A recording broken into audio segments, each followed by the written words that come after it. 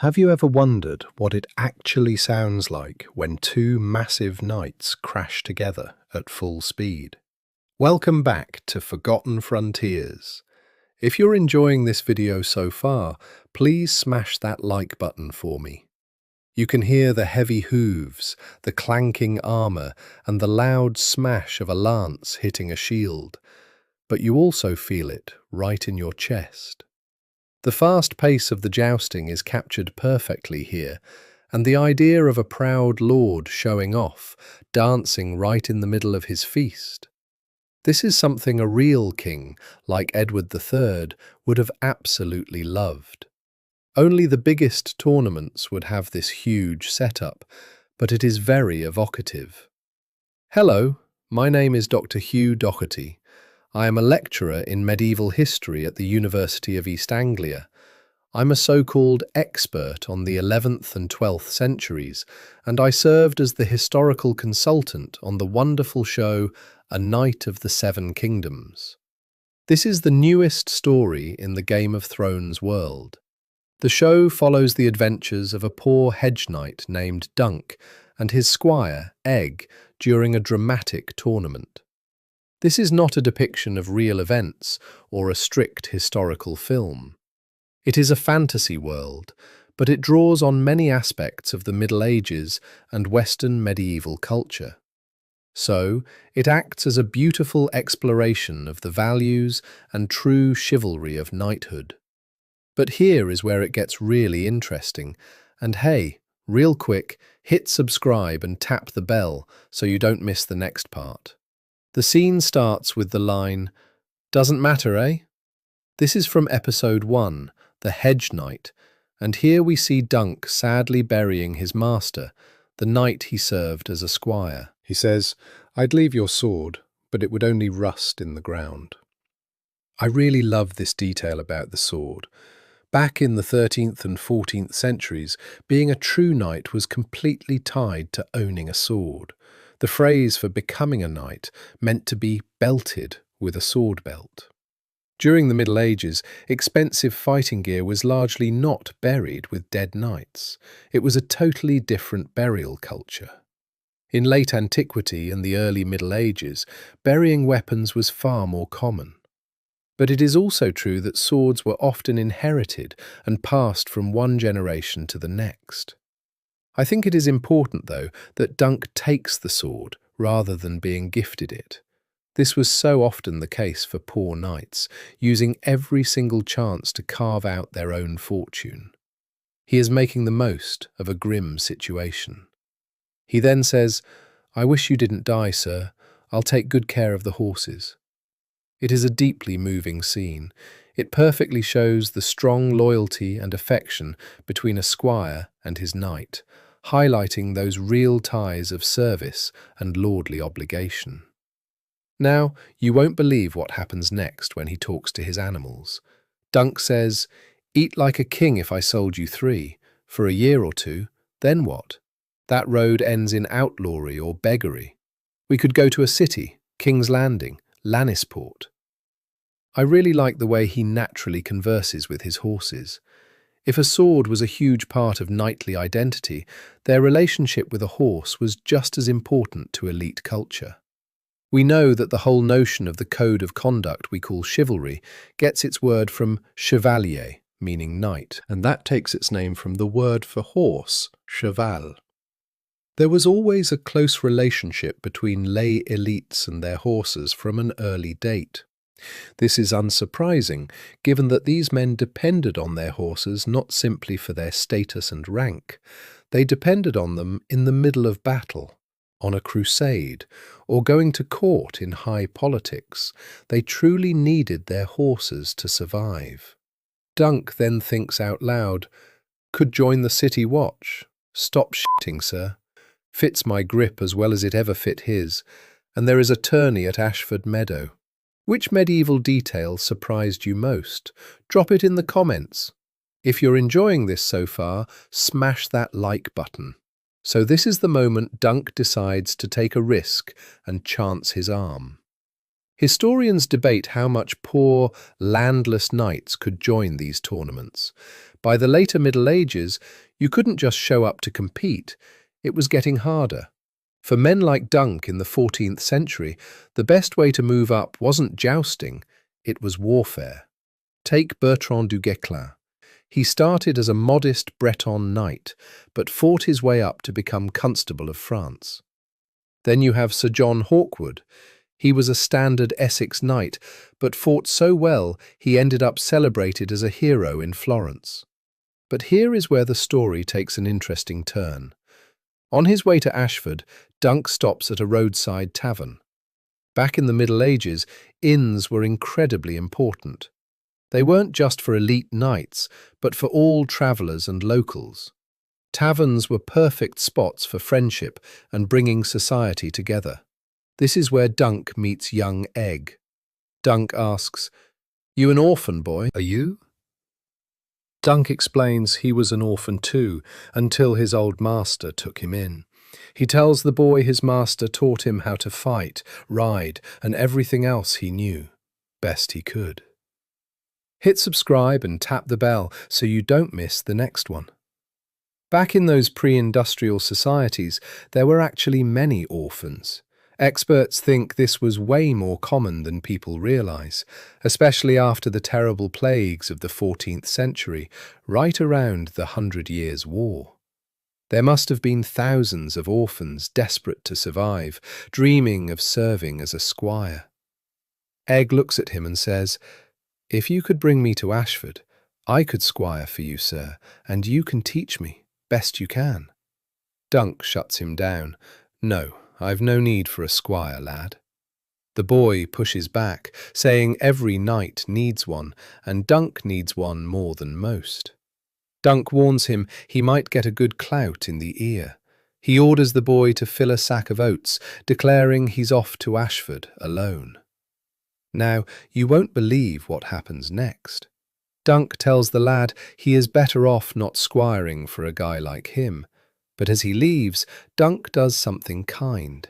He sighs, drops a coin for the boy's help, and says, "Suit yourself if you wish. I know you'll scoop it up as soon as I'm gone." Dunk shows real generosity here. Throwing his money to a poor kid was a massive part of being a true knight. Generosity was absolutely central to knightly behaviour. I just love looking at the tournament setup. It honestly looks exactly like a massive modern sporting event. You can see all these extra services set up around the field. There are basically medieval food trucks, wooden huts, tents, and busy workshops everywhere. All of this was built to support the fighters and entertain the crowds. Honestly, I think only the biggest tournaments back then would have this much infrastructure, but seeing it all laid out is evocative. Those giant pavilions standing in the background are wonderful. Having a fancy pavilion was a huge part of the knightly lifestyle, whether on the tournament field or on campaign. Someone asks, "You hungry?" And the reply is, "Always." But here is where things get wild. After a series of encounters, Dunk somehow walks right into a feast. This party is hosted by none other than Lionel Baratheon. They call him the Laughing Storm. Looking at him, someone mutters, "I thought he'd be bigger." If you are a fan of the Game of Thrones world, you will immediately recognize that name. This Lionel belongs to the great Baratheon house that will become incredibly powerful in a later age. The feast is loud, with someone yelling over the noise, "Like a cunt. I can't hear myself. I've had a profound thought if anyone would care to listen." But wait until you hear what he says next. He goes on to say that 4,000 years ago, our ancestors stood in that field outside. They gathered to beat each other bloody with sticks and have a bit of wild fun. They say it was this country's first ever joust. Then he pauses, loses his thought, and asks what he was trying to say. Oh right, the first joust. He declares that men could never have devised such joy. Honestly, this scene is amazing. The depiction of Lionel Baratheon here is brilliant. He is deep in thought, charming but completely full of himself.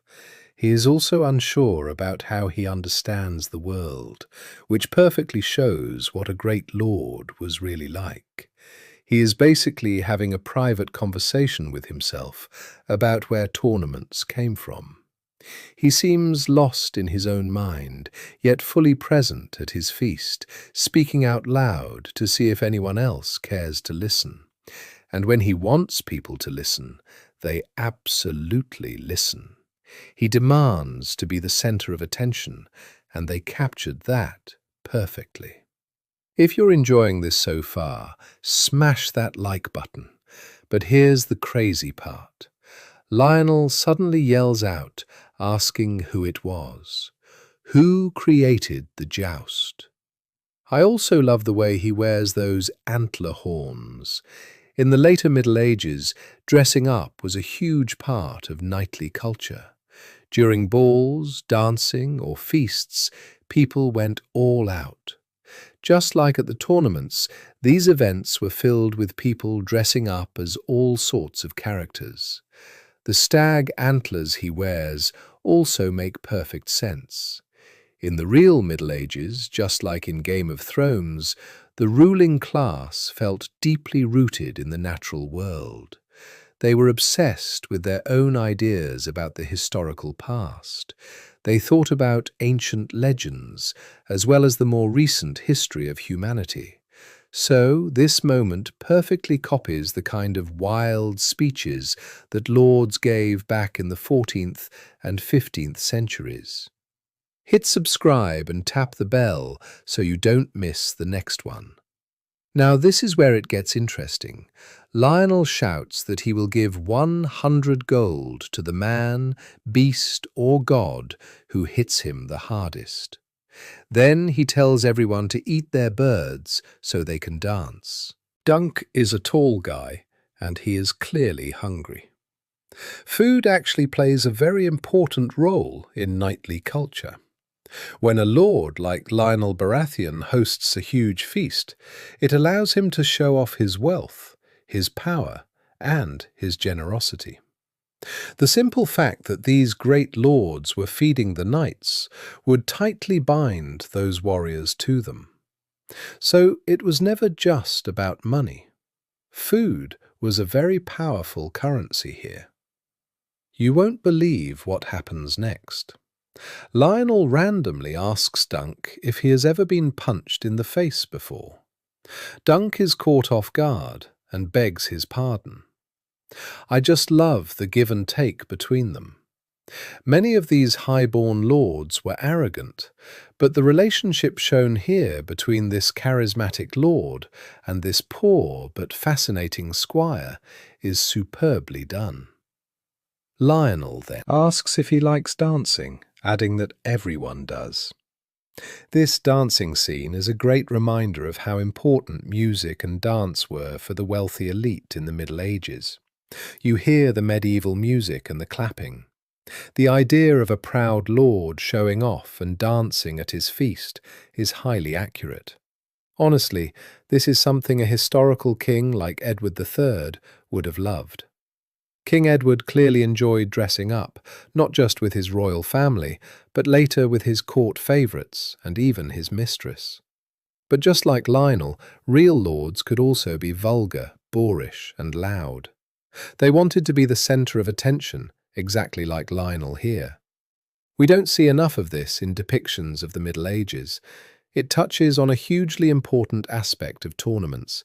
It wasn't just about what happened on the tournament field, it was about what happened off the field. Which part surprised you most? Drop it in the comments. Think about the interactions in the evenings and mornings, right between the heavy action. This includes the great feasts. These events were a massive opportunity for the lords. It wasn't just a way to show off their wealth and power, it was a chance to build networks, make new friends, strengthen alliances, and pursue bitter feuds. We see all of that right here. Plus, there are much greater knights hanging around as well. Dunk is making real progress in securing his official entry into the tournament, but he needs heraldic arms. So, he is super keen to get his shield freshly painted. All men are fools, and all men are knights, where women are concerned. That line always gets a laugh, but here is where it gets really interesting. If you look closely at the play, the puppet almost looks exactly like Dunk himself. In late medieval poetry and old texts, there is this popular ideal of the outsider. This is someone who doesn't quite understand society, but somehow speaks the absolute truth about it. He acts as a sort of wise fool. By the way, if you love breaking down these hidden details, make sure to hit subscribe and tap the bell so you never miss the next video. Now, great lords clearly kept men around who were deemed to be fools, but they were allowed to say wild things that nobody else could get away with.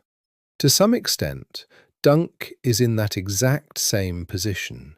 He is not truly a part of this high-born society. He is stuck on the margins, just trying to scrape his way in. But that outsider status gives him a unique flexibility and some unexpected opportunities. Cue the medieval music. Hello there, and one for last night. That was great. How did you do those fire tricks? Oh, is it pollen? Yeah, we collected it on the way. I have never seen such giant puppets before. Do you make them yourself? My uncle builds them, but I paint. I am really taken here with this very talkative, unbashful squire.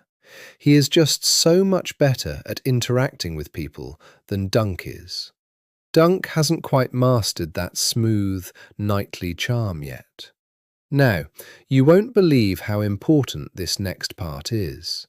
There was way more to being a true knight than just showing bravery on the battlefield. An essential part of being a knight was your overall demeanour, your charm, and your conversation. Knights were expected to eat well, talk well, and dance well. This poor landless knight hasn't attained any of those skills yet. He is good-hearted and kind, but he totally lacks that formal training. He doesn't have that shiny social gloss that was so important in medieval knighthood, the kind we see in guys like Lionel Baratheon. Could you paint something for me? I actually have the coin to pay. I need to paint something over the chalice. Well, what would you want? I don't actually know. Sorry, you must think me a fool. All men are fools. All men are knights. It is funny to watch how Dunk is eager to have brand new arms, but he isn't quite sure what those arms should even be. Yeah, the grey is a bit drab. The field should be the colour of a sunset, because the old man always liked sunsets, and an elm tree, a big one, like the one by the river with the brown trunk and the green branches. And wait until you hear the real history behind this. Egg makes a decisive contribution here, and I think it is done beautifully, especially the reference to the elm tree. Historical heraldic arms were often incredibly imaginative and creative. An elm tree that I would serve, but with a shooting star above. So we get this idea, as Dunk demands, of the bright shooting star. In fact, the great chivalric order founded by the French king, Charles II, in the mid-14th century, was actually called the Order of the Star of the Virgin. I love the historical parallels there. What is truly fascinating is that the genesis of the tournament appears intimately linked with the genesis of heraldry. Both of these things started showing up together around the early 12th century. This means showing off was a huge part of the tournament experience from the very beginning. Could you do that? Thank you. In this scene, we hear him say, "I'm Sir Duncan the Tall," followed by a laugh. By giving himself this specific name, Dunk shows us a real piece of knightly culture. Back then, knights took on special names, showing off their achievements or personal traits. You might know the Black Prince, which is an amazing title. Well, historians actually think that name was completely made up in the 16th century. Then there is El Cid, which translates to the boss. That name was likely given to him after his death in the early 12th century, but it definitely tells the truth about how he operated. But here is where things get really interesting. I'm Tansil. The boys used to call me Tansil Too Tall. Dunk replies, "You're not too tall. I mean, you're just right for..." There is some really clever wordplay going on here. The name of this female character, Tansil, sounds exactly like the word damsel. But wait, this girl is definitely not your standard damsel in distress. She is a young woman working hard to control her future, not just sitting back passively. Just like Dunk, she is trying to build a life for herself, even though her options are incredibly limited.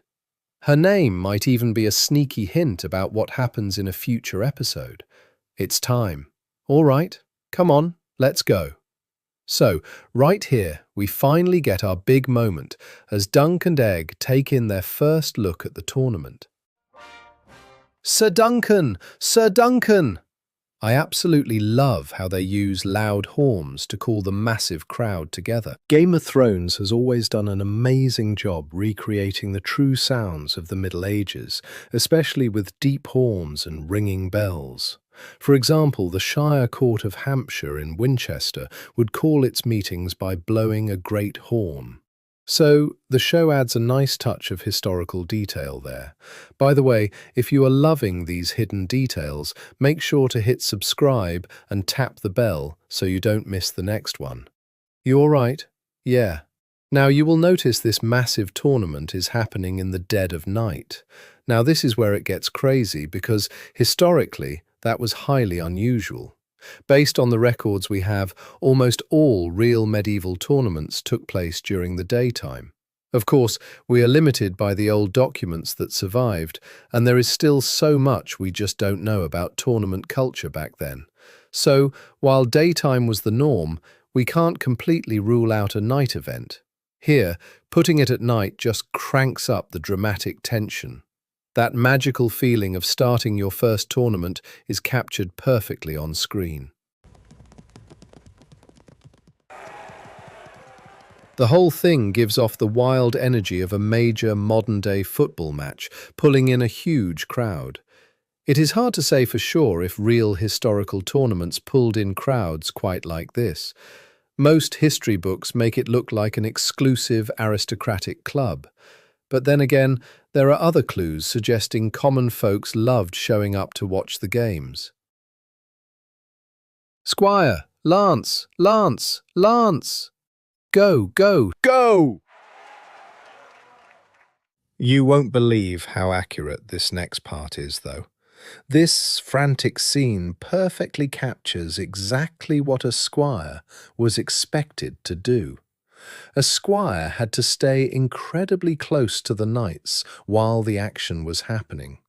They were meant to be absolute masters of the horses and the armour. That put them right in the thick of the danger. Above all else, squires had to be fiercely loyal to their lords. That loyalty meant they were expected to risk life and limb to help their masters, whether they were on a tournament field, surviving a castle siege, or fighting on a real battlefield. And that is exactly why Egg's anxiety here is so spot on. It perfectly captures the very real dangers and duties that a 14th century squire had to face. Just like Dunk, Egg, and the roaring crowd are glued to the action, we are totally gripped as viewers. Honestly, any real 14th century audience watching this would be absolutely spellbound. You don't just see and hear the heavy hooves, the clanking armor, and the brutal smash of a lance on a shield. You actually feel it. The intense pace of the jousting is captured so perfectly here. The depiction of the tournament itself is just brilliant. Pure high drama. Well,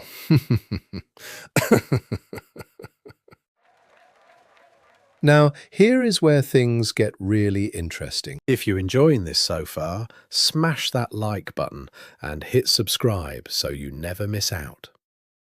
The main goal of these massive tournaments was not actually to kill or seriously hurt the opponents. But even with those rules, there were still terrible injuries and brutal deaths. In fact, there are two famous cases from 13th century England where major lords were killed at tournaments. And wait until you hear this. People suspected it was straight-up murder because someone secretly swapped a blunt lance for a sharpened one. But even without foul play, there were just so many chances for accidents. It was a wildly dangerous business. The actual business of tournaments varied over time. In the 14th century, they were massive events that could stretch on for days, sometimes even weeks. At an earlier date, tournaments were essentially giant mock battles. The elite guys would gather up and just beat the stuffing out of each other for days. Their main goal was to capture rival knights and then make a small fortune through a ransom. But you won't believe what happens next. Quick question, which part of this surprised you most? Drop it in the comments below. As time went on, it became much more about displaying horsemanship and military skill. It was all about breaking lances and unhorsing your opponent. By the late 14th and early 15th centuries, they even started building custom stages. The tournaments would recreate famous battles from ancient history or mythological.